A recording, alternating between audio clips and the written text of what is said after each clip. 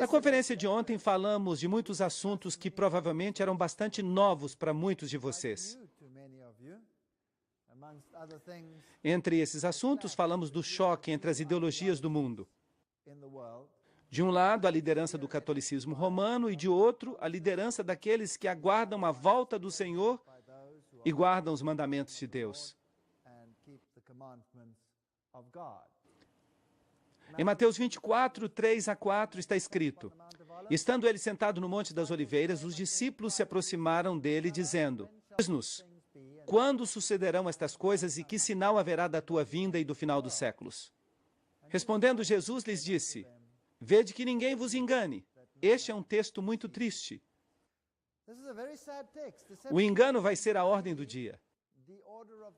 E o outro problema é que também os escolhidos podem ser enganados. Assim que esta é uma teia muito intricada que Satanás colocou sobre este planeta. Apocalipse 16:13 diz: E vi sair da boca do dragão e da boca da besta e da boca do falso profeta 3 espíritos imundos, à semelhança de rãs. Já falamos sobre isto numa conferência prévia. Pois são espíritos de demônios que fazem sinais. E eles vão aos reis da terra em todo o mundo para reuni-los para a batalha daquele grande dia do Deus Todo-Poderoso. Forças demoníacas operam entre os homens para enganá-los.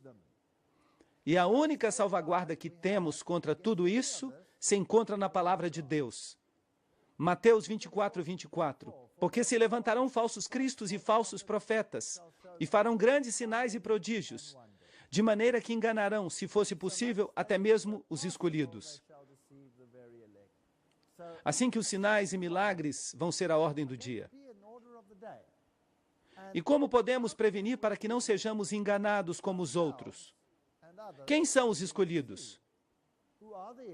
Obviamente, eles são aqueles que obedecem à palavra de Deus como seu fundamento e fortaleza. Ontem falamos sobre a profecia dos 2.300 dias e vimos que Satanás odeia a primeira parte desta profecia e que ele odeia a parte final desta profecia com a mesma intensidade, porque ele viu que o final desta profecia revela um povo que representará Jesus Cristo e sua justiça. E vimos como Roma fez um desafio. Eu estou contente de saber que o desafio permanece em seu site da internet. E vocês podem lê-lo diretamente se desejarem. A maioria dos cristãos supõe que o domingo é o dia de adoração que a igreja aprova. A Igreja Católica Romana protesta que ela transferiu a adoração cristã do dia de sábado bíblico para o domingo. E que tratar de argumentar que a mudança aconteceu na Bíblia é algo desonesto e uma negação da autoridade católica. Se o protestantismo quisesse basear seus ensinamentos apenas na Bíblia, teria que adorar no sábado. Mas o que está desafiando a Igreja Católica Romana? Está desafiando pessoas ou está desafiando a palavra de Deus? Sim, está desafiando a palavra de Deus. E nós estamos presos no meio desta batalha. Isto é tudo. E vocês se lembram que o jornal Sentinela Católico tem esse artigo que diz: as pessoas que pensam que as escrituras tinham que ser a única autoridade, tinham que, logicamente, tornar-se adventistas do sétimo dia. E tinham que guardar o sábado como dia sagrado. E com certeza este artigo do site da internet Mary Online, no qual o editor diz: ou a Igreja Católica está certa, ou os adventistas do sétimo dia estão certos. Não pode haver outra escolha. Esta foi uma afirmação assombrosa. Que afirmação incrível, quase inacreditável. E se uma pessoa não escolhe nenhuma destas duas opções, então a doutrina completa da sola escritura, isto é, basear-se apenas na Bíblia, entra em colapso. Muito bem, qual é o assunto da briga? A veracidade da palavra de Deus. E resulta que a Bíblia predisse que um grupo de pessoas chegaria ao final dos tempos e falaria pela Bíblia, e somente pela Bíblia. Isto é, sola escritura. E falaria pelo Senhor, assim como ele está descrito na Bíblia. E se uma pessoa não escolhe uma dessas duas opções, a doutrina da sola escritura entra em colapso. Agora, o que faz uma organização que não se baseia na Bíblia, isto é, na sola escritura, para se defender contra as falsas doutrinas? O que sobra quando se tira a palavra? A tradição.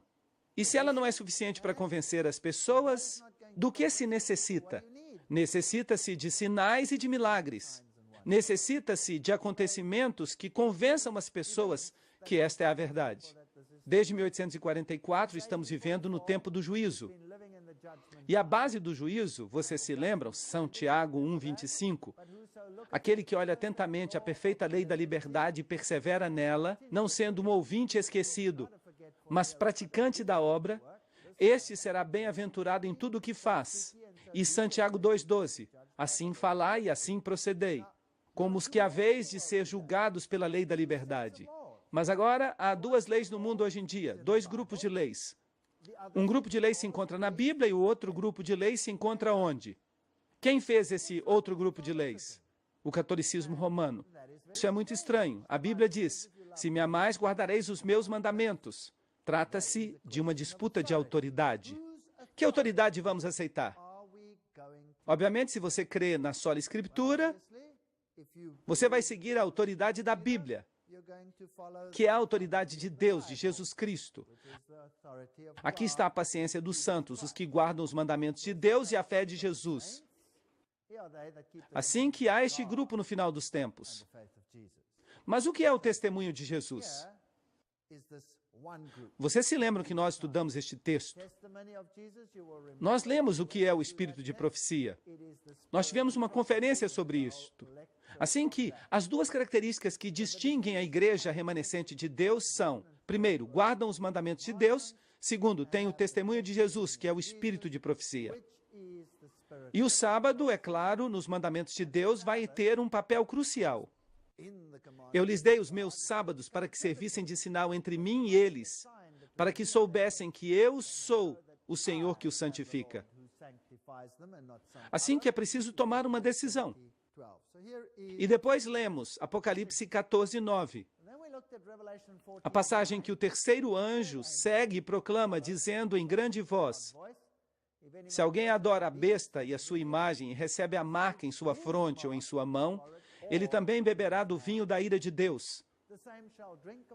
E se uma pessoa começa a pensar como ele, a crer nele ou a simplesmente obedecê-lo, então essa pessoa o está adorando. E depois esta ira da qual falamos vai ser derramada.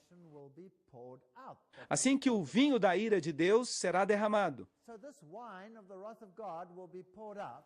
E haverá uma terrível consequência por causa desta ação. Mas nós já falamos de tudo isto.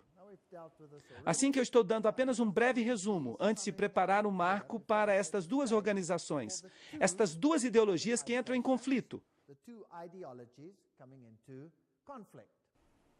O Papa tem o poder de mudar tempos, anular leis e dispensar todas estas coisas, ainda que sejam os preceitos de Cristo. Esta é uma de suas epístolas decretais. E, obviamente, se uma pessoa crê somente na Bíblia, na sola Escritura, essa pessoa dirá que isto é presunção, que não é bíblico. Mas, é claro, a Igreja Católica alega que a mudança foi feita por seu intermédio e que este fato é uma marca de seu poder eclesiástico e autoridade em assuntos religiosos. Assim que dizem, fomos nós que mudamos. O domingo é nossa marca de autoridade. O conflito entre o sábado e o domingo é o ponto em questão. E como já falamos, é o assunto do dia que coloca em dúvida a autoridade de Deus. Ou é a Bíblia somente, sola Escritura, ou as palavras de outro sistema, isto é, o catolicismo. A igreja é superior à Bíblia, dizem eles, assim que o ataque é contra Deus e contra a sua palavra. E não temos que ver este ataque como um ataque pessoal. E a quem o diabo odeia mais do que todos no universo? A Cristo. Este é um ataque contra Jesus Cristo e contra ninguém mais. É um ataque violento e total contra ele. E esta transferência da observância do sábado é a prova disto. Assim que vamos dar uma olhada na definição de verdade. A lei é a verdade. Salmo 119, 142. Tua justiça é justiça eterna e tua lei é a verdade. Ok, Salmo 119, 151. Tu estás próximo, ó Senhor, e todos os teus mandamentos são verdade. E a palavra é verdade. João 17, 17. Santificai-os na tua verdade, a tua palavra é a verdade. E aqui vem a outra definição. E depois, Jesus é a verdade. João 14:6. Jesus lhe disse, eu sou o caminho, a verdade e a vida. Ninguém vem ao Pai senão por mim. Esta é a doutrina bíblica. E não podemos fazer algo para comprometê-la. Se a pessoa crê somente na sola Escritura, na Bíblia apenas, não pode deixar que isto seja comprometido. Mas o que fala o catecismo jesuíta, que é o representante do outro lado da polêmica? Pergunta, e se as Escrituras ordenarem uma coisa e o Papa uma coisa contrária a esta?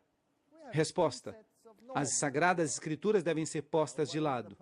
Assim, temos dois grupos de normas no mundo. Quem é o Papa? Ele é o vigário de Cristo, Rei dos Reis, Senhor dos Senhores. E há somente uma tribuna de juiz que pertence a Deus e ao Papa. Bem, eu lamento dizer que este não é o meu Deus, porque o meu Deus disse, eu não mudo. Jesus Cristo, o mesmo, ontem, hoje e para sempre. E eu não vou mudar. E ele definitivamente não vai permitir que o seu vigário deixe as Escrituras de lado. Será que ele permitiria isso? Eu tenho as minhas dúvidas. E quer gostemos ou não, o mundo inteiro se encontra de um lado ou do outro desta polêmica. Agora, vocês se lembram de que Maria é a mediatrix, a mediadora no catolicismo? Em 1854, o Papa declarou que Maria era imaculada. Em 1951, o Papa Pio XII definiu e recomendou a doutrina da assunção corporal de Maria. E a doutrina basicamente diz que o pecador que se aventura a ir diretamente a Cristo chega com temor e apreensão de sua ira. Deixem que somente utilize a mediação da Virgem com o seu filho. E tudo o que ela tem que fazer é mostrar àquele filho os peitos que lhe deram de mamar. E sua ira será imediatamente apaziguada. Esta é uma afirmação terrível que se originou no catolicismo. E estas são as afirmações feitas pelos santos católicos romanos. Aquele que não tem acesso a Maria, cai e está perdido. Maria é chamada de a porta para o céu. Jesus disse, eu sou a porta. E aqui eles dizem que Maria é a porta. Porque ninguém pode entrar nesse reino bendito sem passar por meio dela. Agora, por acaso Jesus não disse o oposto disso? A via de salvação está aberta somente aos que passam por meio de Maria. A salvação de qualquer pessoa depende do fato de esta pessoa ter recebido o favor e a proteção de Maria. Aquele que está protegido por Maria será salvo. O que não está protegido se perderá. A nossa salvação depende de ti. Deus não nos salvará sem a intercessão de Maria. Mas a Bíblia diz que só há um intercessor entre Deus e o homem. Jesus Cristo, homem. Isso não está correto? Assim que as duas ideologias não estão de acordo. E estão colocando Jesus de lado no mundo. Estão ridicularizando a Jesus. A palavra é ridicularizada. Cada aspecto da palavra, prestem atenção. O aspecto científico da palavra vem sendo ridicularizado no mundo hoje em dia. Sim ou não? Claro que sim. A evidência arqueológica da palavra está sendo ridicularizada no mundo hoje em dia? Claro que sim. E os aspectos históricos da palavra estão sendo ridicularizados? Sim. E os aspectos da salvação descritos na palavra estão sendo ridicularizados? Sim. Tudo está sendo ridicularizado. De fato, está cada vez mais difícil que alguém diga só a Escritura, somente a Bíblia, sem que seja chamado de lunático. Não é isso mesmo? Se alguém diz, eu creio que Deus criou o mundo em 6 dias, está louco. Não é isso que estão dizendo agora? Acreditem em mim, é isso mesmo. Jesus Cristo é claro e simples, mas Maria é um tema totalmente diferente. É interessante ver que ela tem todos esses martelos e essas coisas ao redor, todos esses símbolos maçônicos. Embora que na Virgem mais abençoada a Igreja já tenha alcançado essa perfeição pela qual ela existe, sem mancha ou ruga, os fiéis ainda lutam para vencer o pecado e aumentar sua santidade. E é aí que eles voltam seus olhos para Maria. Nela, a Igreja já está totalmente santa. E esta não é uma fonte qualquer. Este é o Catecismo Oficial Católico Romano, artigo 829. E o artigo 971 fala sobre a devoção à bendita Virgem. Todas as gerações me chamarão bendita. A devoção da Igreja à bendita Virgem é parte integrante da adoração cristã. A Igreja corretamente honra a bendita Virgem com especial devoção. Desde os tempos mais antigos, a bendita Virgem foi honrada com o título de Mãe de Deus. E quais são os tempos mais antigos? Bem, se este é um documento cristão, não deveria dizer pelo menos desde a era cristã? Sim ou não? Oh, não. Isto vem dos tempos mais antigos. Assim que a quem eles estão verdadeiramente honrando? A Ísis ou Diana, como queiram vocês chamá-la. E para a proteção de Maria vão os fiéis. Recorrem a ela em todos os seus perigos e necessidades. Assim que as pessoas vão a Maria. Esta devoção muito especial se diferencia da maneira essencial da adoração que se dá à palavra encarnada e igualmente ao Pai e ao Espírito Santo. E alimenta grandemente esta adoração. As festas litúrgicas dedicadas à Mãe de Deus e à oração mariana, como o Rosário, que é a essência de todo o Evangelho, expressam esta devoção à Virgem Maria. E eu não reescrevi isso. Eu escaneei do catecismo. É exatamente o que o catecismo diz. Entretanto, a Mãe de Deus, em glória, na glória que ela possui, no corpo e na alma, no céu, é a imagem e o começo da igreja. Eu creia que a igreja era o corpo de Cristo. Não é isso que a Bíblia diz? A igreja, como será aperfeiçoada no mundo vindouro, da mesma maneira ela resplandece na terra, até o dia em que o Senhor regressará. Um sinal de uma esperança certa e ânimo para o povo do Deus peregrino. Há duas esperanças. Assim que o Papa oficialmente honra Maria neste assunto. Os protestantes dizem, não adoro Maria, mas o que fazem eles? Eles obedecem um decreto papal.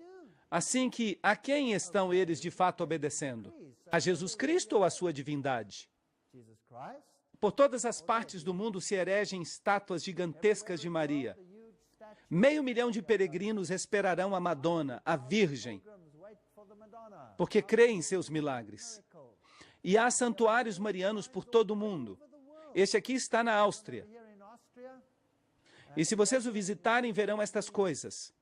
Coisas que eles penduram por ali, muletas e outras coisas, de pessoas que supostamente foram curadas por Maria. Este pobre homem católico aqui acaba de fazer sua confissão neste santuário mariano. E aqui se diz, Maria ajudou. E dependendo de quantos pecados se tenha, há várias cruzes nesta igreja pequena. E a pessoa pega uma dessas cruzes e depois cumpre a sua penitência desta maneira. Assim que se cometeu um pecado pequeno, pega uma cruz pequena e caminha 1 ou 2 vezes ao redor da igreja. Se a pessoa cometeu um pecado grande, pega uma cruz grande e caminha 15 vezes ao redor da igreja. Será que isso é bíblico? Claro que não.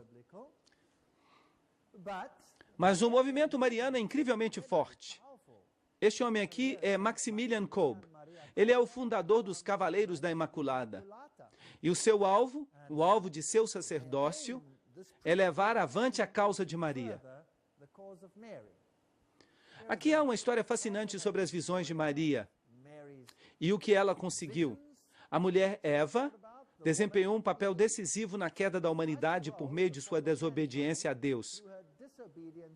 E por causa do desejo de se exaltar a si mesma. A mulher Maria desempenha um papel decisivo na salvação da humanidade, por meio de sua obediência a Deus. Isso não coloca o Evangelho de trás para frente? O Papa Paulo VI, em sua encíclica de 1967, Signum Magnum, identificou a Senhora de Fátima como a representação bíblica da mulher vestida com o sol. Bem, aqui onde o conflito começa. Maria diz, em uma visão de Fátima, ela diz, eu sou a Virgem do Apocalipse. Agora, este é um lado da polêmica. Mas nós vimos que a Virgem do Apocalipse é quem? A igreja. A igreja que guarda os mandamentos de Deus e tem o testemunho de Jesus. E essas duas opiniões não podem estar certas ao mesmo tempo. Claro que não. Apocalipse 14:6. Vi voar por meio do céu outro anjo que tinha o evangelho eterno para pregar aos moradores da terra, a toda nação, tribo, língua e povo. Vai haver um povo que representará a Jesus Cristo, dizendo em grande voz, temei a Deus e dai-lhe glória, masculino, porque a hora do seu juízo chegou. E adorai aquele que fez os céus e a terra, o mar e as fontes das águas. Assim que esta organização diz, Deus é o Criador. A Igreja Católica diz, o Gênesis é sem sentido. E é oficial.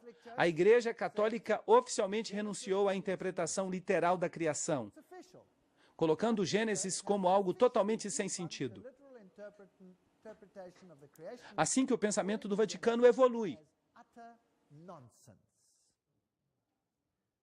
Aqui está a revista Time. O Papa dá sua bênção à seleção natural, apesar de dizer que a alma do homem ficará ainda além do alcance da ciência. Duas ideologias. Uma que diz Deus e a outra que diz isto não tem sentido. O que faz isto a palavra de Deus? Ele está dizendo, a palavra de Deus está totalmente sem sentido. E vejam esta manchete, o Papa João Paulo II diz, e a Bíblia não tinha razão. E isso diz o periódico Osservatório Romano, que é o porta-voz oficial da Igreja Católica Romana. Ele diz que o darwinismo está correto e que a Bíblia não tem razão. Aqui, no jornal Elm Street Journal, eles têm uma entrevista com um jesuíta chamado Consul Magno, que gosta de dizer que o criacionismo é uma heresia protestante do século XIX. Isso não é interessante? Os pais da igreja eram suficientemente sábios para não interpretar a Bíblia dessa maneira. Os jesuítas adquiriram seu primeiro telescópio depois que Galileu publicou suas descobertas extraordinárias de que Júpiter tinha 4 luas. Assim que a Igreja Católica Romana não crê nessas coisas. E então lhe perguntaram, mas vocês não são criacionistas? Não, esta é uma heresia protestante do século XIX. Agora, eu quero que vocês reflitam sobre isto. Entenderam o que quis dizer a citação? Quando nasceu o protestantismo? No século XVI, certo? Bem, e por que esta é uma heresia protestante do século XIX? E de quando até quando durou o século XIX? De 1800 até 1900, certo? E que data está mais ou menos na metade? 1844, mais ou menos. Não é verdade? E por que essa tinha que ser uma heresia protestante do século XIX? Esse é um jesuíta que está falando. Eles sabem exatamente quem é que lhes traz problemas. E isso é interessante, o protestantismo. Bem, aqui vocês têm uma igreja protestante, esta é uma igreja calvinista. E há um bonito símbolo do sol aqui. E ali um símbolo do sol sobre a janela. E aqui estão estas rochas petrificadas. E se diz, estas pedras têm 250 milhões de anos. Então, o protestantismo apoia oficialmente a criação ou apoia a evolução?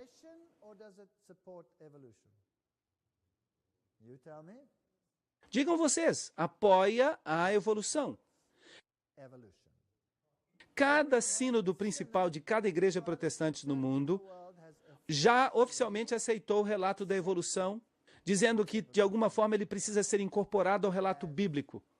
Assim que nós temos um problema. Até a Igreja Reformada Holandesa oficialmente aceitou o evolucionismo. Bem, aqui estou eu na maior igreja protestante da Suíça. A denominação se chama Die Evangelische Kirche, para os que entendem alemão. Vocês podem ver algumas belas placas aqui e outros quadros interessantes pendurados na parede. E esse é o seu Criador. E agora, quem é ele?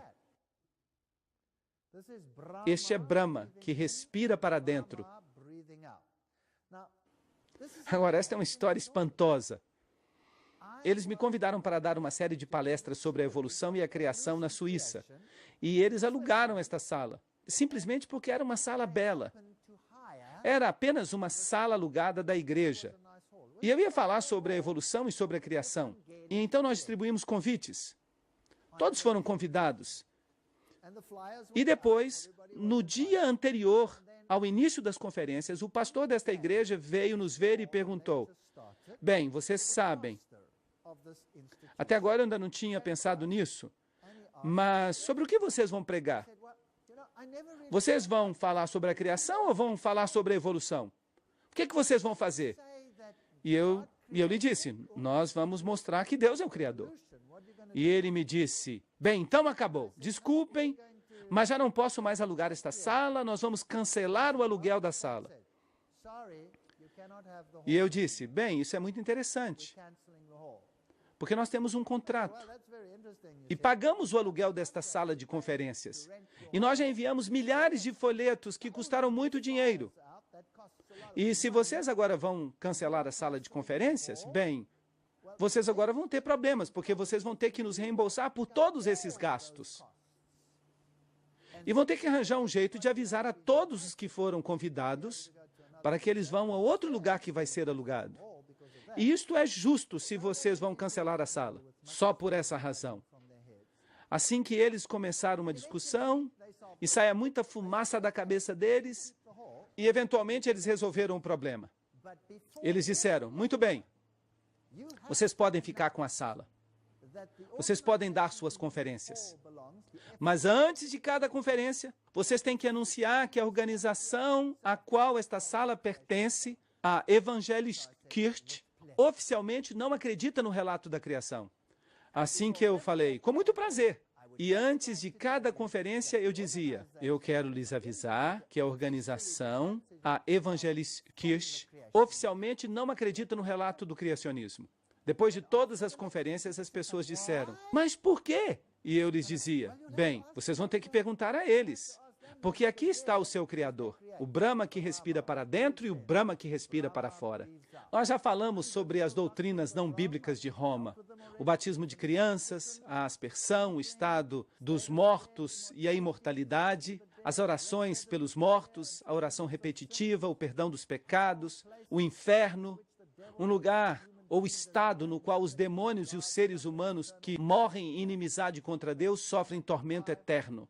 Dicionário Católico, página 395. Por causa desta declaração, eu era ateu. Teremos que considerar isto numa próxima conferência. E continuando as doutrinas não bíblicas, as indulgências, o fato de que uma pessoa pode comprar o perdão dos pecados, a missa, a omissão do cálice no concílio de Constança, a adoração no domingo, o índex de livros proibidos pelo Papa Paulo VI em 1599. Por isso, o arcebispo Adolfo, em 1468, destruiu os estabelecimentos com as prensas de Gutenberg e Schoeffer.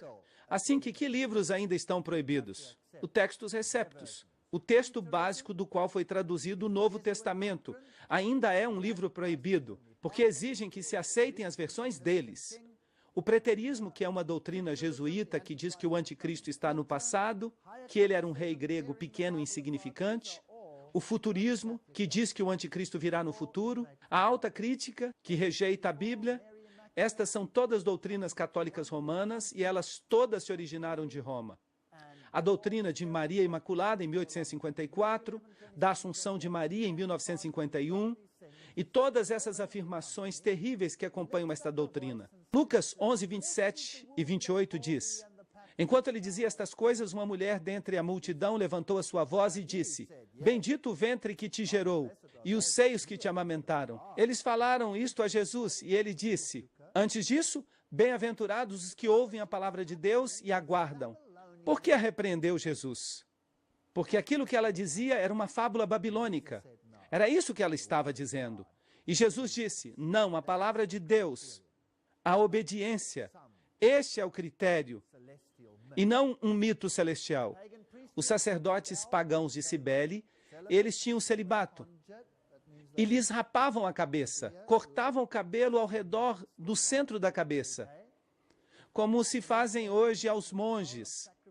E a comissão que eles recebiam era o poder de sacrificar para os vivos e os mortos. Será que alguém pode sacrificar a eles? Hebreus 10, 14 diz, porque com uma só oferenda aperfeiçoou para sempre os santificados. De modo que não há nenhuma doutrina bíblica sequer em toda a sua teologia. E como eles resolvem este problema? Vejam o que diz o teólogo Karl Rahner. Ele é atualmente o líder da Congregação para a Doutrina da Fé. Isso significa que ele é o cabeça da Inquisição neste momento. E ele diz que nós somos movidos de maneira mais rápida e eficaz por essas intervenções divinas, que nós chamamos de aparições, do que pelos ensinamentos abstratos dos teólogos informados ou do que pela hierarquia da igreja. Incrível, fascinante. Então, o que é que nos move? As aparições, elas nos guiam. E os ensinos dos teólogos? Esqueçamo-nos deles. Assim que se a pessoa não tem a Bíblia, ou se a Bíblia foi corrompida, bem, isso é tudo o que sobra. Isso é tudo o que sobra. É assim que ocorreram aparições marianas assombrosas no mundo. Estas são as aparições marianas que foram aprovadas pela Igreja Católica. Nossa Senhora de Guadalupe, em 1531, aprovada. Nossa Senhora de Guadalupe significa aquela que pisa na serpente. Isso não é interessante? Quem é que pisa na serpente? Jesus pisa na serpente. E depois esta aqui que é fascinante, porque a data é tão interessante, 1846. Vocês sabem que eu me entusiasmo um pouco com estas datas. Em La Salette, na França, foi aprovada pela igreja, e ela disse, Lúcifer foi solto no ano de 1864. Isso é interessante. Na verdade, ela disse que ele seria solto naquela data. Mais ou menos é o que ela disse. Lourdes, na França, em 1858, aprovada. Eu sou a Imaculada Conceição. Esta é uma mentira descarada. O único que foi sem pecado foi Jesus, ninguém mais. A Bíblia diz que ela era uma mulher debaixo da lei. Isso significa que ela estava debaixo da mesma condenação da lei, como qualquer outra pessoa. Ela era pecadora, mas o seu filho não era. E depois temos a Pommern, na França, 1871, que também foi aprovada. Fátima, Portugal, em 1917, também foi aprovada.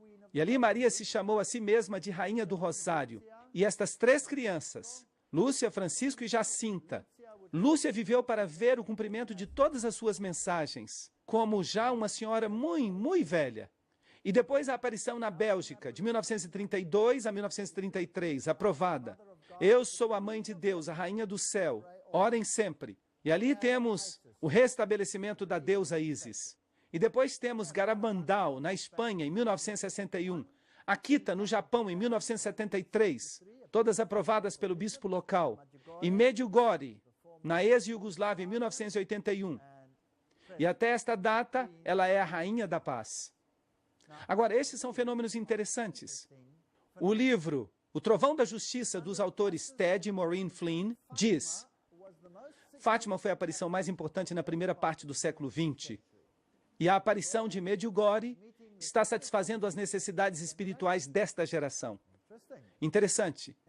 Na última parte deste século, Sua Eminência, o cardeal Joseph Ratzinger, e vocês, a estas alturas, já sabem quem ele é. Ele falou no relatório de Ratzinger que um dos sinais de nossos tempos é que os anúncios das aparições marianas estão se multiplicando ao redor do mundo. Assim que, se a pessoa não tem a Bíblia, é melhor que tenha outra coisa. E em 1950, o famoso arcebispo católico Fulton Sheen escreveu: Nós estamos vivendo nos dias do Apocalipse, os últimos dias da nossa era.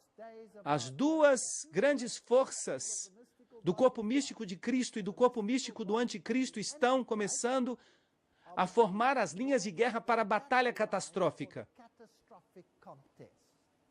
Agora, nós vimos esta batalha ontem, do nosso ponto de vista, do ponto de vista bíblico. Agora vamos considerar tudo isto do ponto de vista de quem? Do ponto de vista deles, dos católicos. Isto me parece justo. Porque a pessoa tem que escolher, certo? E nós temos livre-arbítrio, certo? E nós vimos que há um relato bíblico do que vai suceder. A mulher de branco, ela guarda os mandamentos de Deus, ela tem o testemunho de Jesus, e ela vai surgir depois de 1844. Ela vai ser organizada e ela vai se opor a tudo que sucede no mundo com a mensagem dos 3 anjos e com uma forte pregação. E nós estudamos isto ontem em grandes detalhes. Agora, o que diz esta organização, da qual falamos ontem, a Igreja Adventista do Sétimo Dia? Quem eles falam que vai ser o anticristo? O catolicismo. Como disseram também os reformadores. E quem apontavam como anticristo? ao catolicismo. Todos os reformadores disseram a mesma coisa. Por quê? Porque o catolicismo mudou a palavra de Deus. Agora, quem vocês acham que os católicos pensam que é o anticristo? Obviamente é outra pessoa. Estão começando a formar suas linhas de guerra para a batalha catastrófica. Aqui vem uma batalha. Mas esta batalha é uma na qual nós estamos presos no meio. Em realidade, é uma batalha contra Jesus e sua palavra. E se eu vejo isto, eu fico em paz, porque eu não tenho nada do que me preocupar. Agora lhes estou anunciando que este é o tempo da batalha decisiva. Foi isso que Maria disse. Nós dizemos, a Bíblia nos ensina por meio dos sinais que temos discutido que estamos chegando ao fim. Estamos chegando à linha de batalha. Mas Maria diz, bem, a suposta Maria, diz exatamente a mesma coisa. Eu lhes estou anunciando que este é o tempo da batalha decisiva. E o Papa Leão teve uma visão de uma confrontação entre Deus e Satanás. E o Papa Leão compreendeu que Satanás teria 1000 anos para tentar destruir a igreja. Na visão, Satanás escolheu para si 100 anos do século XX. E isto é interessante. Ele está cheio de atividade furiosa, porque ele sabe que o seu tempo é curto. Agora, se vocês sabem alguma coisa sobre o ocultismo, quem dizem eles que Satanás é de fato? Quem dizem os ocultistas que é Satanás? O Senhor, Miguel, Jesus é Satanás. Assim que Cristo vai ter um conflito com a Igreja Católica, para dizer isto em outras palavras, no século XX. Bem, interessante. Muito obrigado, La Salette, França. Agora voltemos a 1896. Aprovado. Lúcifer foi solto em 1864. Aqui está uma citação no livro O Trovão da Justiça, por Ted e Maureen Flynn. E, de fato, Malachi Martin escreveu o prefácio desse livro. Assim que ele não é simplesmente um livro qualquer. A Igreja Adventista foi organizada em 1863, com 3.500 membros. E com uma meia dúzia de associações locais e cerca de 30 obreiros ministeriais e um comitê de 3 pessoas no nível da associação geral. Incrível. Isto é interessante, é um fato interessante. Agora vejamos o que La Salette, na França, diz sobre qual seria a polêmica. Isso seria interessante, não é mesmo? Bem, Maria diz, se meu povo não deseja se submeter, esta é a aparição de La Salette. Se meu povo não deseja se submeter, eu vou ser forçada a soltar a mão do meu filho. Isto é tão pesado e me incomoda tanto que eu não mais posso deter a sua mão. Todo este tempo eu tenho sofrido pelo resto de vocês. Se vocês não desejam que meu filho os abandone, eu tenho que tomar sobre mim mesma a tarefa de orar por isto continuamente. Mas o resto de vocês pensa que isto é de pouca importância. Em vão vocês orarão, e em vão vocês vão atuar. E vocês nunca vão poder me retribuir pelos sofrimentos que eu tenho tido pelo resto de vocês. E eu lhes dei 6 dias para trabalhar, e guardei o 7º para mim mesma. Mas ninguém quer me dar esse dia. É isso que incomoda tanto o braço do meu filho. Incrível? Qual é o assunto? O que a aparição de Salette disse que vai ser a polêmica? O sábado. Mas agora, que sábado? Se vocês estão do lado dos adventistas do 7º dia, qual é o sábado? O 7º dia seria o sábado, segundo a Bíblia. Mas, se vocês estão do outro lado, o suposto lado de Maria, que dia você pregaria então? Obviamente o domingo. Agora, não é interessante que La Salette diz que Satanás foi solto agora e que o assunto é o sábado? O que vocês pensam sobre isto? Será que é pura coincidência? O Papa Pio IX, em sua carta encíclica de 15 de agosto de 1854, disse: as doutrinas ou extravagâncias absurdas e errôneas em favor da liberdade de consciência são um dos erros mais pestilentos, uma das pestes que mais se deve temer no Estado.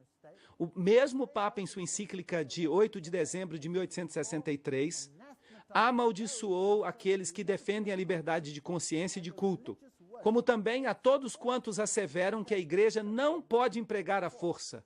Bem, quem começou a fazer isso de maneira pública nesta data? Quando foi constituída a Igreja Adventista do Sétimo Dia? 1864.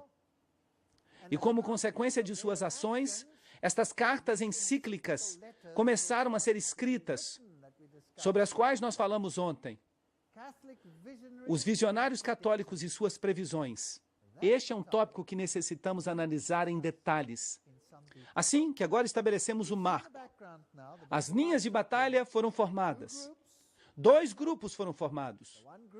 Um grupo que tem por base os mandamentos de Deus e a palavra de Deus e a centralidade de Jesus Cristo.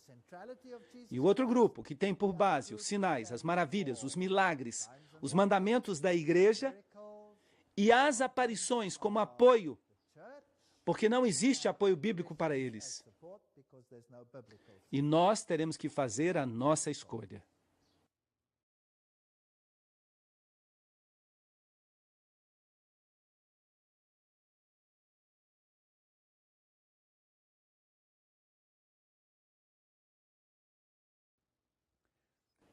Este é o livro O Trovão da Justiça. Fala sobre o milagre e o castigo, Ted e Maureen Flynn.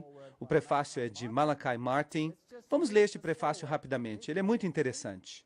O Trovão da Justiça. Somente um cristão muito distraído e inconsciente terá evitado receber pelo menos uma débil impressão por causa do longo verão quente de 1993. Pois, por vários anos, tem havido uma progressão contínua de acontecimentos, no sentido mais amplo da palavra. E todos esses acontecimentos indicam que a humanidade em seu conjunto e a Santa Igreja Católica Romana em particular alcançaram um limiar fatídico, mais além do qual existe uma nova condição de acontecimentos humanos. Esta citação é interessante. Malachi Martin, professor da Universidade Pontifícia, alega haver sido um ex-jesuíta, mas ainda assim ele permanece totalmente católico romano. E não existe essa coisa de ex-jesuíta. Mas, contudo, ele permanece ali, com as visões, aparições, mensagens, predições, advertências e interpretações, estátuas que choram, ídolos que sangram, mananciais milagrosos de água, cura espontânea, danças flutuantes do sol e eclipses da lua, crianças pequenas que preveem o futuro, homens e mulheres não educados que instruem os papas e os presidentes, viagens a nível nacional de publicidade por parte dos mensageiros com revelações especiais. E em tudo isto, uma ênfase óbvia por todos os lados sobre o papel especial da bendita Virgem Maria de Nazaré como Rainha do Céu, Mãe de todos os seres viventes e, como é de se esperar, como a mediadora de todas as graças. Muito interessante. Mas esta exuberância vem contrastada de maneira séria com o outro lado das matanças deste século, porque este é um século que há testemunhado e segue testemunhando cenas de horror absoluto. Os massacres industriais das guerras planejadas, nas quais literalmente milhões de homens, mulheres e crianças foram mortos. O extermínio, às vezes, pareceria da noite para o dia, uma onda sempre mais crescente de infanticídio, que já conta mais de 1 bilhão nos últimos 50 anos. Um número sempre maior de guerras, fratricídios, 245 até a data deste escrito, que seguem acontecendo. Ondas de tortura e perseguições por todos os 5 continentes. Um fluxo contínuo de desastres naturais, sem nenhum paralelo conhecido na história humana, assim como a conhecemos. O cenário neste mundo se estabelece sobre uma depressão econômica generalizada, com vistas ao claro surgimento de um governo mundial, que já está visível em sua estrutura inicial. Um governo mundial que é profissionalmente secular, tão perigoso para a liberdade humana que dá medo. E em seu perfil indistinto, se parece com o retrato do Big Brother, de George Orwell, em seu cenário de 1984. A verdade e o erro se misturam. Assim que, começando em 1973, um certo padre Gobi começou a escrever discursos interiores, isto é, mensagens ditadas. Mas Deus não trabalha assim. Ele impressiona com o Espírito e os profetas escreveram com suas próprias palavras. Mas esses ditados contam mais de 600 e foram publicados no livro Os Sacerdotes, os Filhos da Nossa Amada Senhora. E basicamente a mensagem diz: Sejam fiéis ao Papa. Obediência total às suas ordens. Estejam prontos para lutar até o ponto de derramar sangue para se manterem unidos a ele e fiéis ao Evangelho. Será que o Padre Gobi foi reconhecido pelo Papa? Claro que sim. Aí está ele, o Papa João Paulo II e o Padre Gobi. E o que ele tem a dizer? Ele disse, 18 de setembro de 1988, temos um período de 10 anos decisivos. E nesse período de 10 anos se completará o tempo da grande tribulação, que lhes foi previsto nas Sagradas Escrituras. E neste período de 10 anos, todos os segredos que eu revelei a alguns dos meus filhos acontecerão. Bem, 18 de setembro de 1988 até o dia 18 de setembro de 1998. Este é o período de tempo que ele indicou. E até o mês de setembro de 1998, o papado havia publicado cada encíclica que necessitaria, incluindo sua encíclica sobre o domingo, que foi publicada antes dessa data, incluindo sua carta apostólica Ad Tuendam Fidem, que diz que os hereges têm que ser castigados se não estão de acordo com o ensinamento papal. Tudo estava no seu lugar. Em outras palavras, o mundo está simplesmente esperando para que os eventos finais aconteçam. E um último dogma que será declarado é que Maria é a corredemptrix, mediatrix, corredentora e mediadora. E isso significa que ela participa na nossa salvação. Um erudito comenta que o título advogado é quase unicamente utilizado para Maria, e não para os santos, e que é particularmente apropriado para Maria. Isto é interessante, porque a Bíblia diz que só há um homem que pode nos salvar. Temos um advogado junto ao Pai, Jesus Cristo, o justo, 1 João 2:1. Será que aqui fala Maria? Não. Então, temos aqui outro problema bíblico. O cardeal Ratzinger supostamente escreveu a este profeta, dizendo que não há barreiras teológicas para a proclamação de um dogma como este. Assim que Maria representa o lado oposto, ela é a corredemptrix, mediatrix, corredentora e mediadora de todas as graças e advogada para o povo de Deus. Isso degrada Jesus Cristo. Assim que, de repente, neste período de tempo, há uma explosão incrível de atividade. Encontramos muitas observações dos assim chamados OVNIs. E encontramos acontecimentos raros que ocorrem. Desenhos no campo, alguns deles falsos, alguns deles não têm explicação. Temos aparições no misticismo oriental, temos aparições no misticismo ocidental. Krishnamurti, Krishna, era ele que supostamente deveria se declarar como Messias.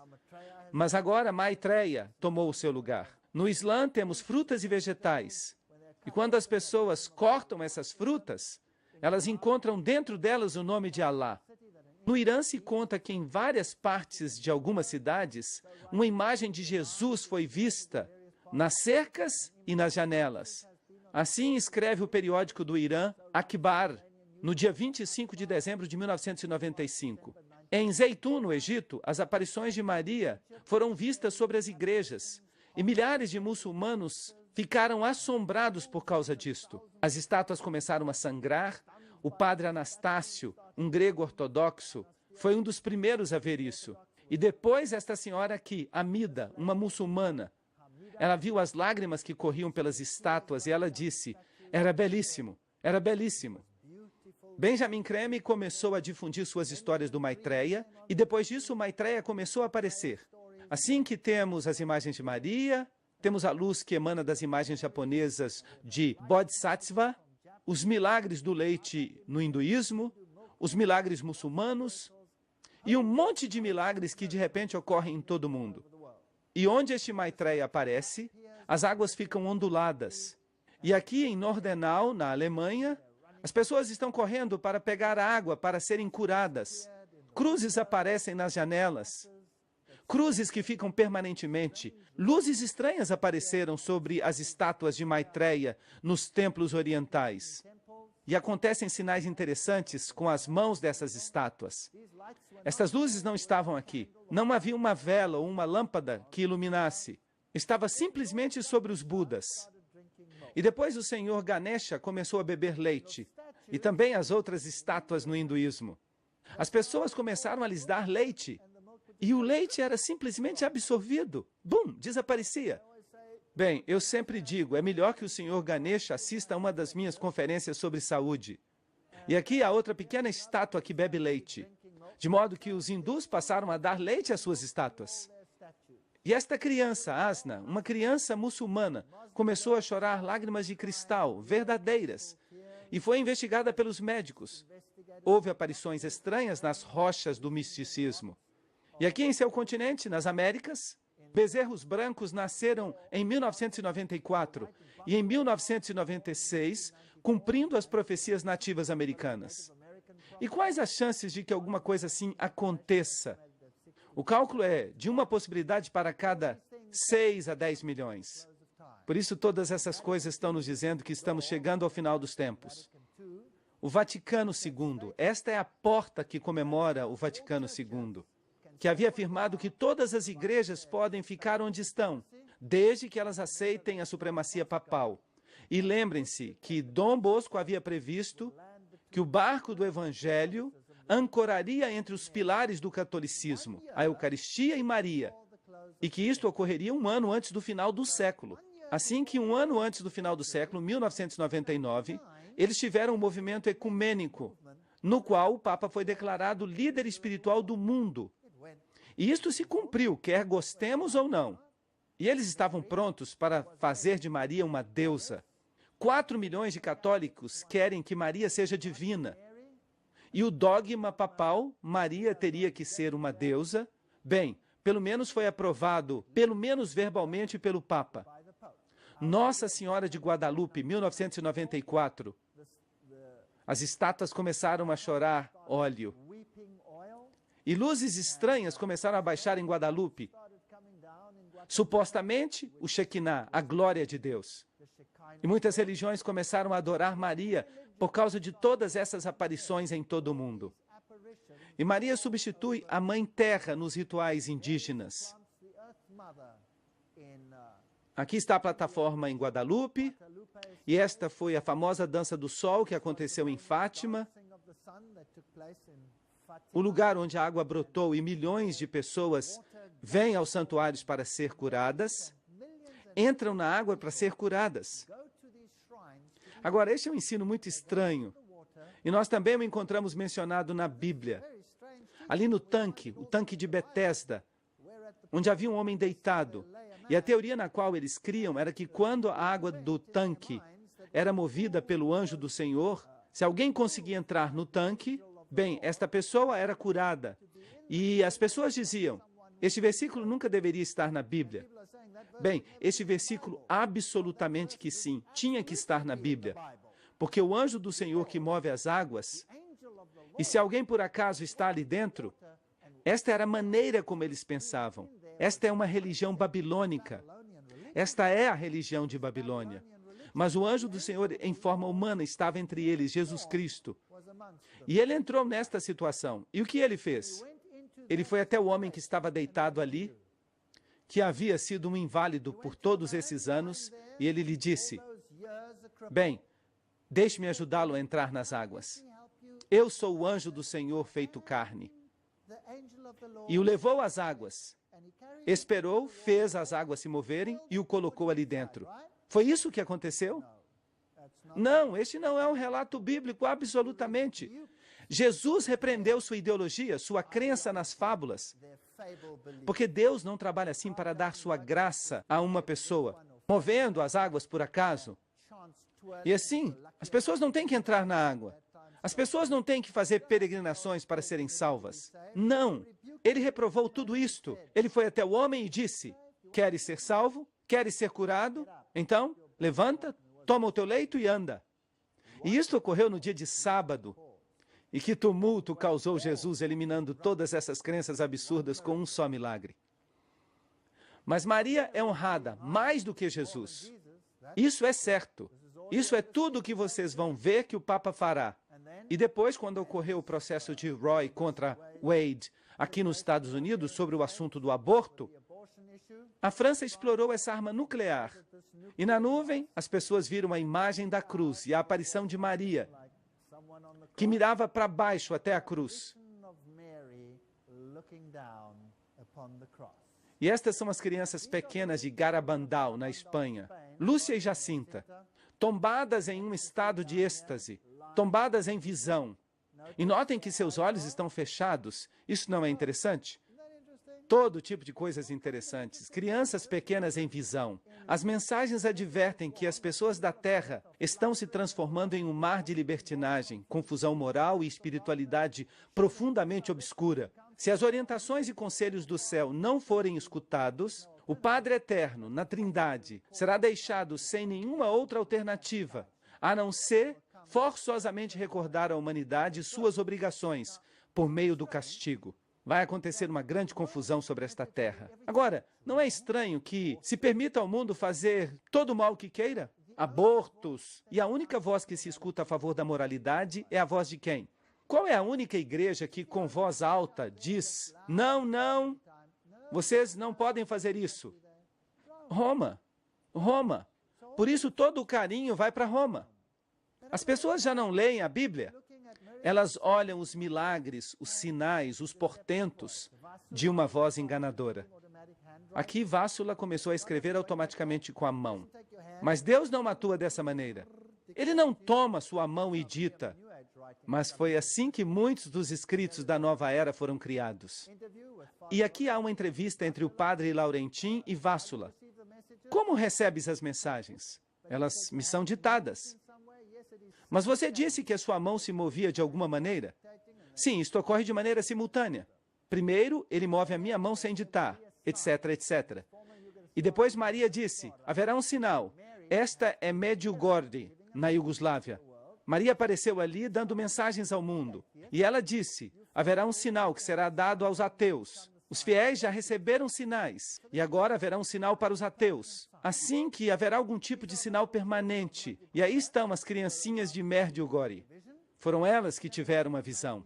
Em 7 de dezembro de 1974, Maria se revelou ao padre Gobi, porque ela escolhe os pequeninos. Eu, a mãe da igreja, estou pessoalmente intervindo e começando o meu trabalho de salvação. E eu estou começando da seguinte maneira, com simplicidade, às escondidas. E de uma maneira tão humilde que a maior parte das pessoas nem se dará conta. Mas estes meus filhos sabem que esta sempre foi a maneira em que sua mãe atuou. Como? Às escondidas. E este é um fenômeno interessante. Como se chama o último livro da Bíblia? O Apocalipse, que quer dizer revelação. Aqui temos duas maneiras de operar, e elas são opostas uma à outra.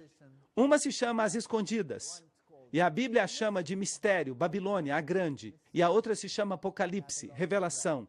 O que Deus quer que você saiba. Fátima, Garabandal, Medjugorje, Argentina. Jesus supostamente disse, vocês precisam aceitar a minha mãe. Vocês precisam escutar a minha mãe na totalidade de suas mensagens. E as almas virão a mim por meio de seu coração imaculado. Eles colocam a Jesus de lado. Os visionários de Medjugorje. Estas são pequenas aparições aqui de Maria. Ali outras aparições. Esta aqui aconteceu no Arizona. Um homem viu um arbusto cheio de flores. Sua esposa não conseguia ver as flores. Então ele tirou uma fotografia para ela.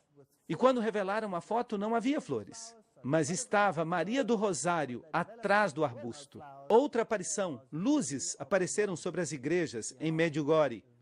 A imagem de Maria apareceu em cima. E havia luz que emanava de suas mãos. Estava em pé sobre a lua. Esta é a imagem básica que sempre aparece. E havia estranhos raios de luz por toda parte. Aparições estranhas sobre as nuvens. Algumas delas muito claras, como esta aqui. Jesus com uma coroa de espinhos. O rosto aparecendo sobre estes lugares. Luzes estranhas por onde as pessoas caminham. Pilares de luzes. Esta mulher está parada ao lado de um pilar de luz que não existe. São Francisco é outro que aparece regularmente. O companheiro de quarto de Loyola. E onde os dois jovens aparecem juntos nos sítios, estas luzes estranhas aparecem no céu. As cruzes aparecem no céu. As aparições são vistas e onde elas aparecem, as rosas florescem no meio do inverno. Coisas muito estranhas. Estas luzes aqui baixam do céu como fogo, que passa através das pessoas. Eu não sei se vocês conseguem ver bem, mas há um casal jovem que está parado aqui e uma luz que passa por eles como uma flecha e passa por uma Bíblia ou algo que eles têm em sua mão. Passa através disso. E depois, quando eles fazem suas reuniões, estas luzes aparecem no céu, de vez em quando, com escritos. Aqui como fogo sobre os que participaram. E aqui temos fogo e luz que descem sobre os delegados e entram neles. Agora, se uma pessoa vê estas coisas, o que imaginaria? Estas são coisas realmente fenomenais que estão ocorrendo. Aqui há visões de escritos no céu e de aparições estranhas por todos os lados, onde os jovens se juntam. Pequenas aparições de Maria. Este aqui é um vulcão que tinha a forma da Virgem e de seu filho. E esta foto foi tirada de um avião. Jesus caminhando nas nuvens. Os anjos da guarda sobre as crianças. Coisas escritas. Jacinta foi uma dessas visionárias. E os escritos apareceram no céu, 1972. Algumas dessas palavras ainda estão sendo interpretadas. Mas eles tiraram fotos assim. Esta, por exemplo, é de um monge da região, em sua roupa de monge, aparentemente subindo uma escada para o céu. Este é um material raro. E aqui há uma escada rolante num centro comercial, que quando estava fechado, uma das câmeras de segurança filmou Maria, que subia a escada rolante. Isto parece até ridículo. Mas fica pior. Fica pior. Aqui está Jesus em um tornado. E depois as estátuas que choram. Sangue, óleo, água. Esta aqui é uma estátua muito interessante. Ela é das Filipinas, no ano 1993. E o seu sangue está escorrendo pelo rosto. E aqui temos pétalas, pétalas de rosa que caem do céu.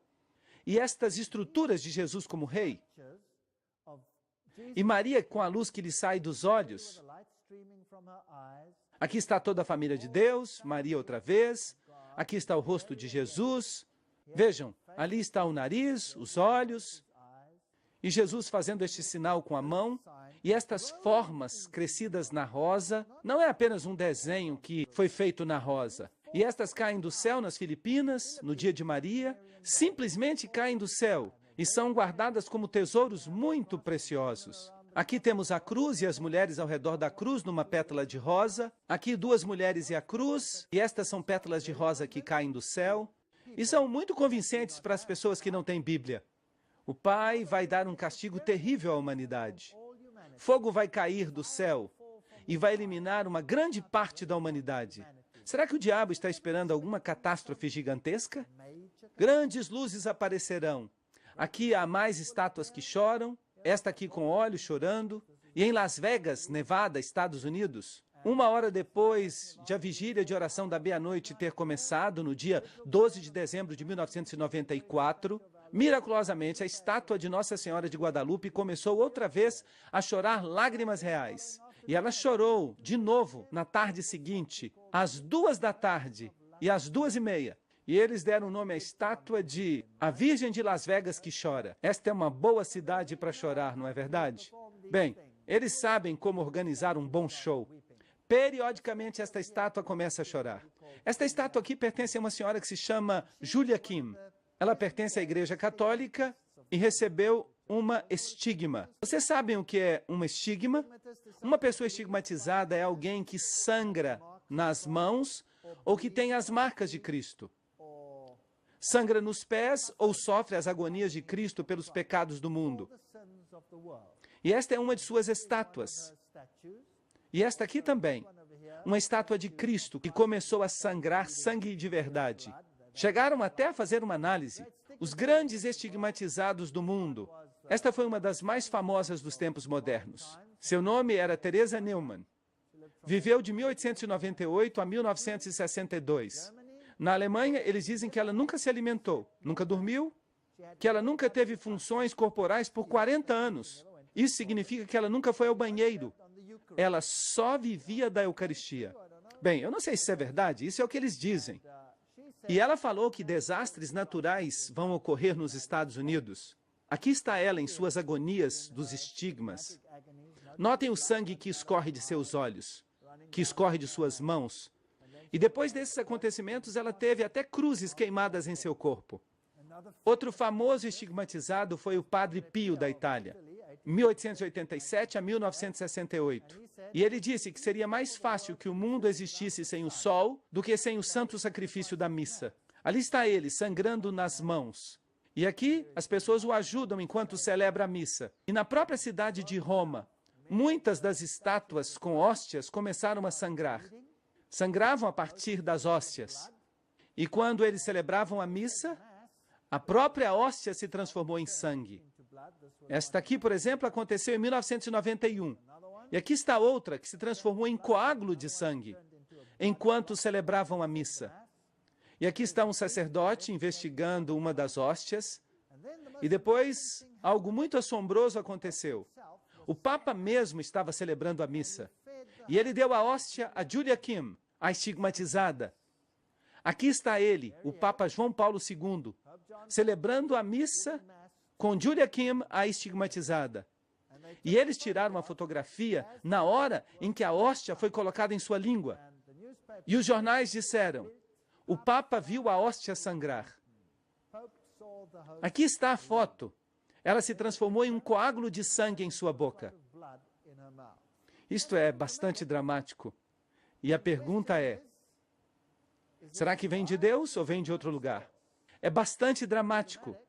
Se você fosse um católico romano e você visse isso acontecer, e se isso fosse toda a sua religião, isto seria convincente. Aqui está Virgínia. Ela é uma estigmatizada. Este sacerdote também é estigmatizado. Esta jovem aqui vive na Irlanda e ela sofre terrivelmente. Ali os seus pés estão sangrando e suas mãos estão sangrando. E a mesma coisa acontece com a cabeça.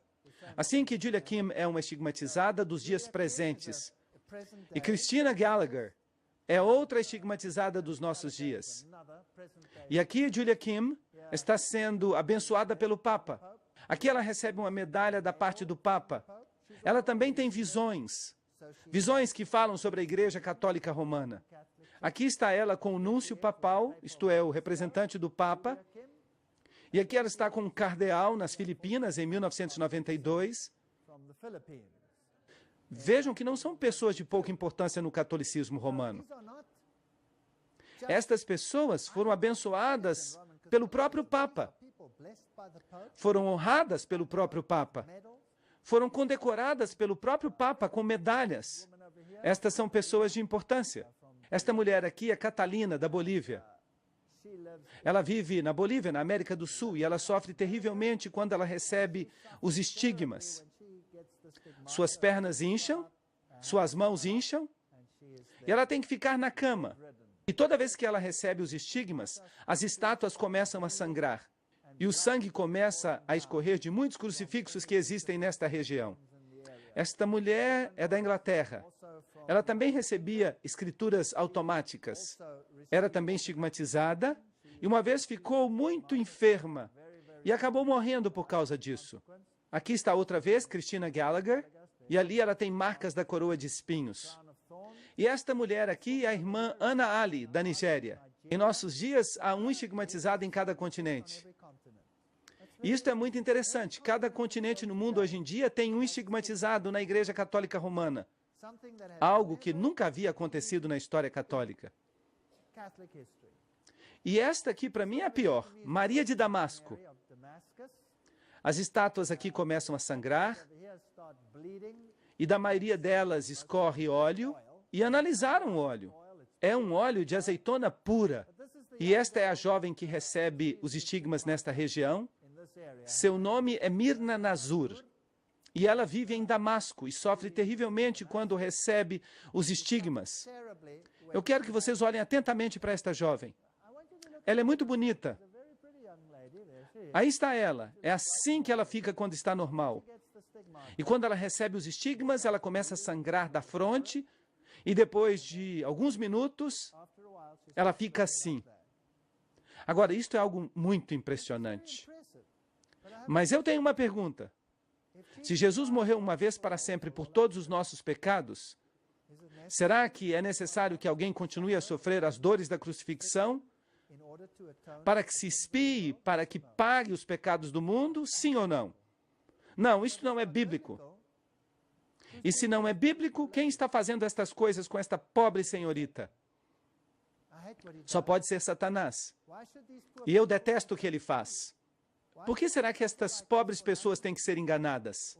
Por que será que têm que sofrer assim por nada, quando a verdade poderia libertá-las? Vejam que eu não estou pregando isso contra os católicos.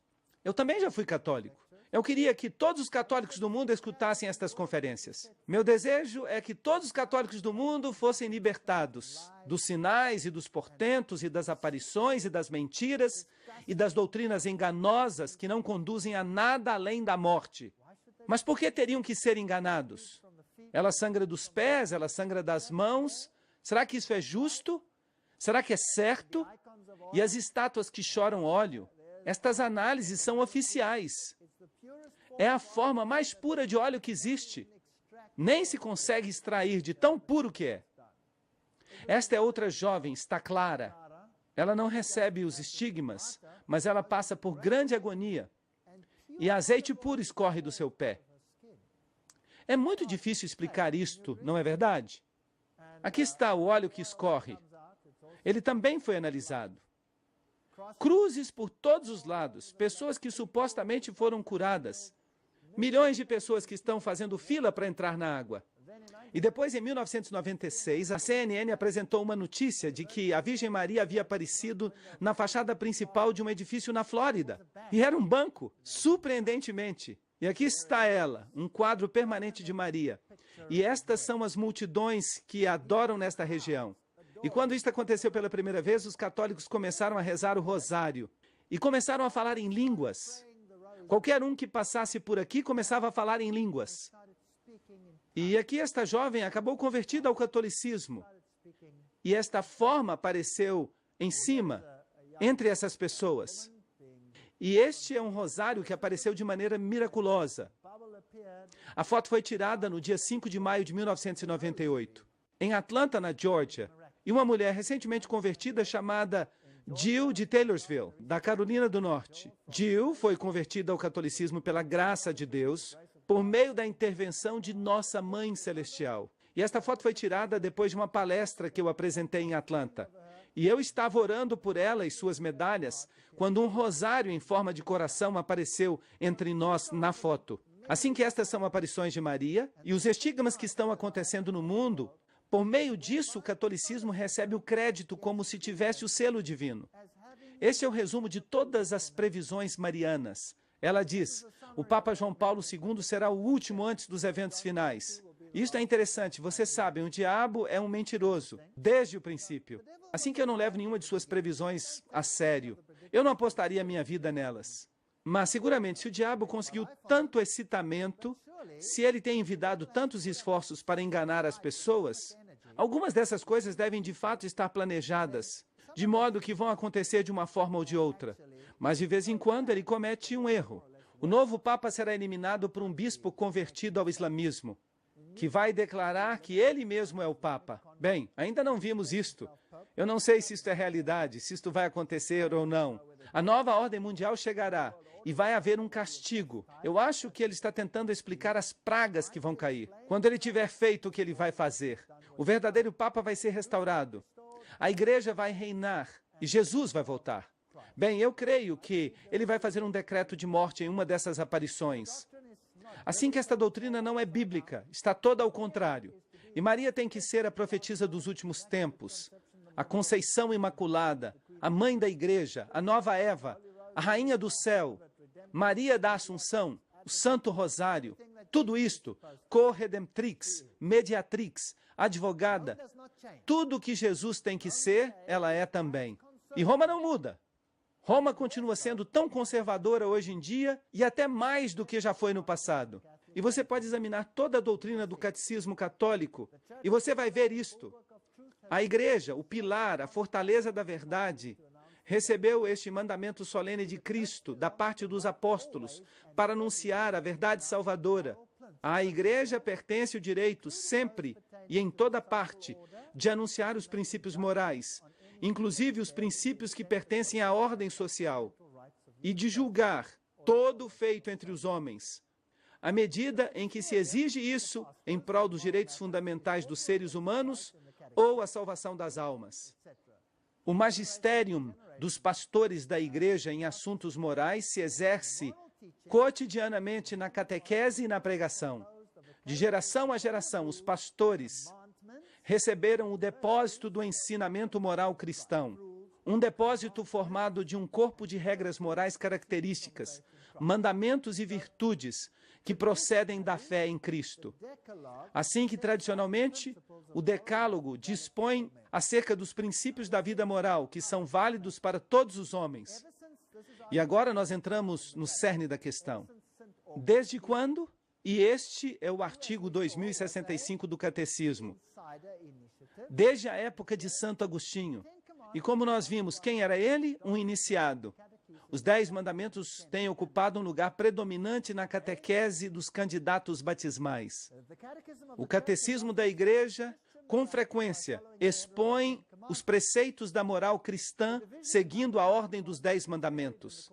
A divisão e a numeração dos mandamentos tem variado ao longo da história. Este catequismo segue a divisão dos mandamentos estabelecida por Santo Agostinho.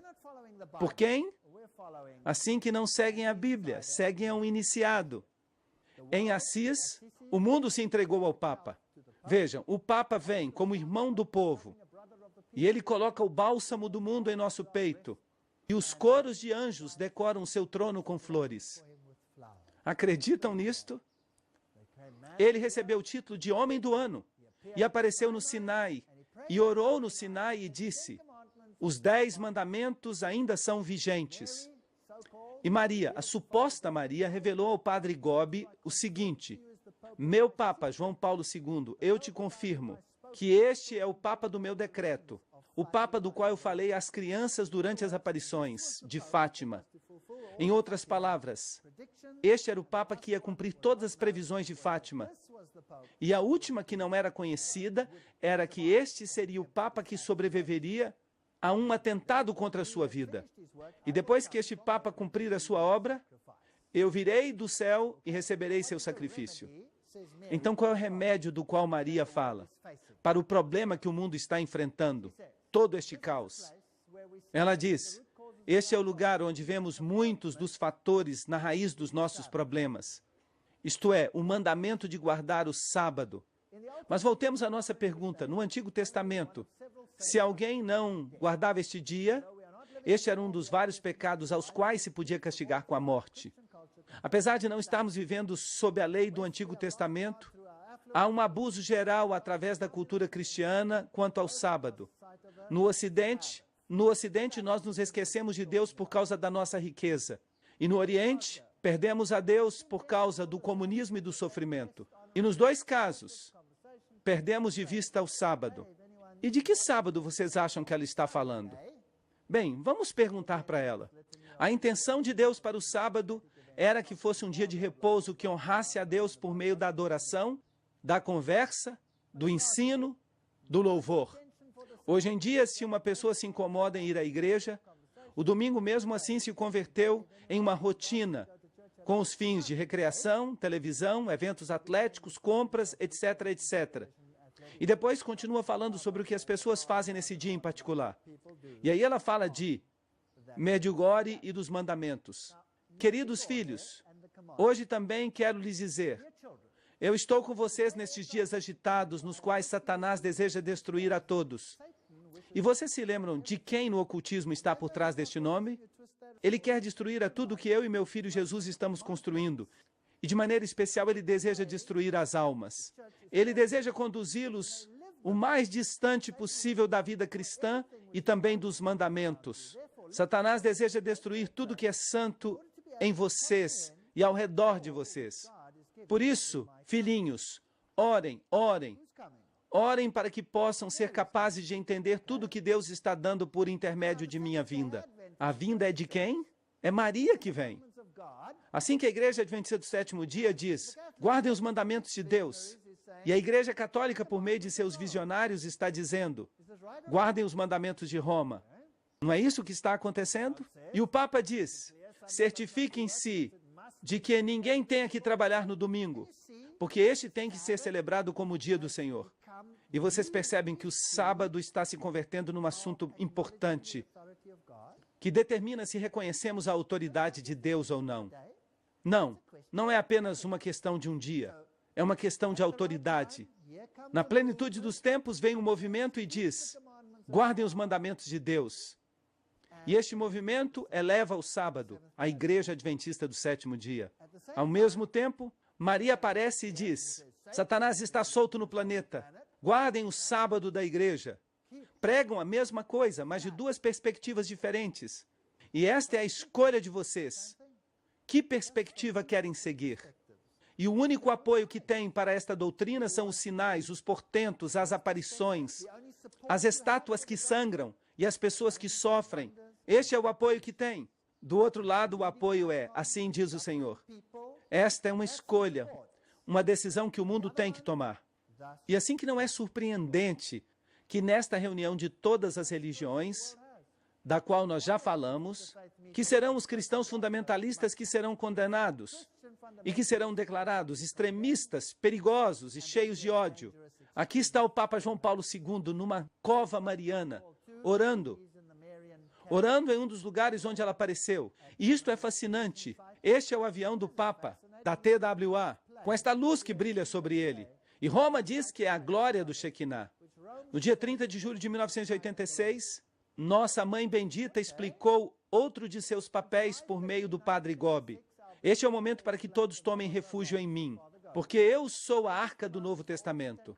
No tempo de Noé, imediatamente antes do dilúvio, eles, que o Senhor havia destinado a sobreviver a seu terrível castigo, entraram na arca.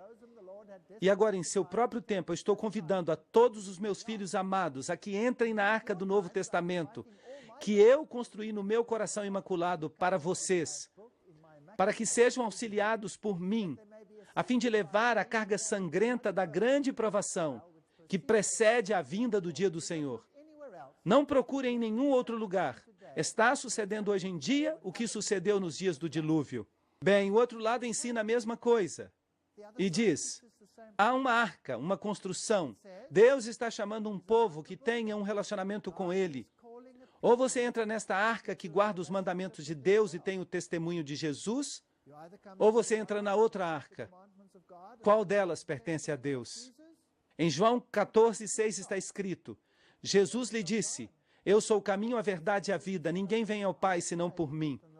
E em Josué 24:15 está escrito: escolhei hoje a quem sirvais. Se aos deuses a quem serviram os vossos pais quando estiveram do outro lado do rio, os deuses dos amorreus em cuja terra habitais, mas eu e minha casa serviremos o Senhor. Assim que esta é a decisão que temos que tomar. Duas arcas. Qual vamos escolher? A escolha é sua. Muito obrigado. Thank you.